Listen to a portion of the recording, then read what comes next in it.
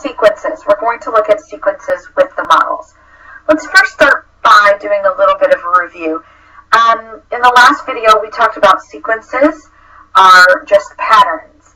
We also talked about the fact that when we talk about sequences, we're going to talk about the relationship or the interaction between position, sometimes also called term, and value. So the interaction or relationship between position, term, and value. Now, in 7th grade, we focus on arithmetic sequences. Arithmetic sequences are sequences that have a constant, that means the same common difference, between consecutive terms. I'm going to get to what that means in just a second, but make sure you have that definition written down. A constant common difference between the consecutive terms. So let's take a look at this picture right here. We have a pattern, and let's look when our position or our term is 1, and remember we call that in. When your position or term is 1, any number, that's what in means, any number. So when your position is 1, your value is 1. When your position is 2, so the second position, the value or the area or the number of dots, we could call it, is 5. When the position or term is 3, the number of dots is 9.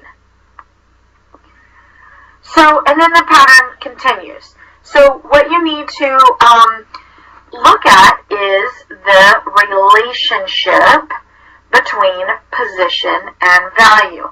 How do we get from 1 to 1? How do we get from 2 to 5? From 3 to 9? Well, when we talk about arithmetic sequences, one of the things that you can do is look at the common difference between your values. What is the difference between 1 and 5? In other words, how many spaces are between 1 and 5? There are 4 spaces. How many spaces are between 5 and 9? What is the difference between 5 and 9? 4. So whatever your common difference is right here, see how it's the same difference? Whatever your common difference is will be what you multiply to the position. So we will always take our position times 4 and then figure out how do we get it down to 1. Our position times 2, our position times 4, and how do we get that to 5? Our position times 4, and how do we get that to 9? So what's 1 times 4? 4. How do we get 4 down to 1? We have to subtract 3. Alright, 2 times 4 is 8. How do we get that down to 5? Minus 3. 3 times 4 is 9. 3 times 4 is 12. Minus 3 is 9. So our rule is n times 4. Our number, our position, times that difference, times 4. And then we, in this particular rule, we subtract 3. Let's look at another one. Let's go ahead. What I want you to do is copy this down into your notebook. And I want you to go ahead and assign your positions and your values. So I've gone ahead and I've said position 1, the value is 6. Position 2, the value is 12. Position 3, the value is 18. So let's go ahead and look at our common difference between our values. How many spaces are between 6 and 12? The difference there is 6. The difference here, the spaces between 12 and 18, the difference is 6. So what we're going to do is we're going to take that common difference, the spaces in between, and we're going to multiply that to our position. So 1 times 6 is 6. We don't have to do anything else. 2 times 6 is 12. We don't have to do anything else. 3 times 6 is 18. So all we've done is our rule is our number or our position or term times 6. Now typically when we say a number or a letter next to a number, we put the number first and then we put the letter next to it, because this means 6 times n. N times 6, 6 times n, same thing. Alright, let's look at one more. Go ahead and copy this one down, and I want you to assign your positions and your values.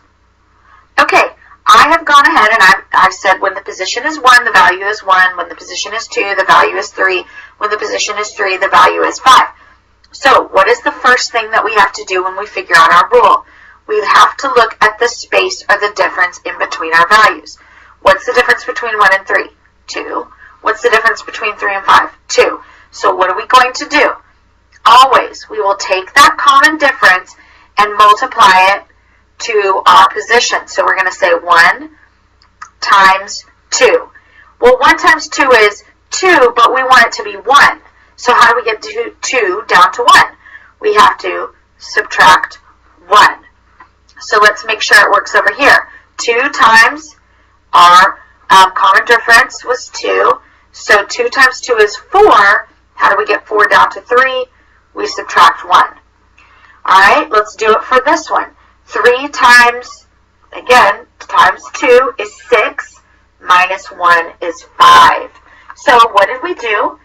We took our n's, or our positions, or our terms, we multiplied them by 2, and then we subtracted 1. So the way that we would actually write this, instead of n times 2, we would say 2n minus 1. Make sure you pause and rewind this video as much as possible.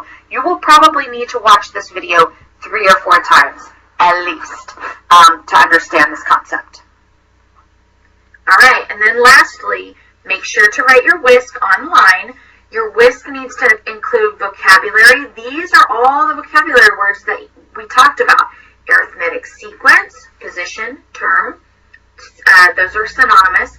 In, value, common difference, relationship, and then make sure that you write a very clear explanation or summary of how to look at a sequence and write a rule.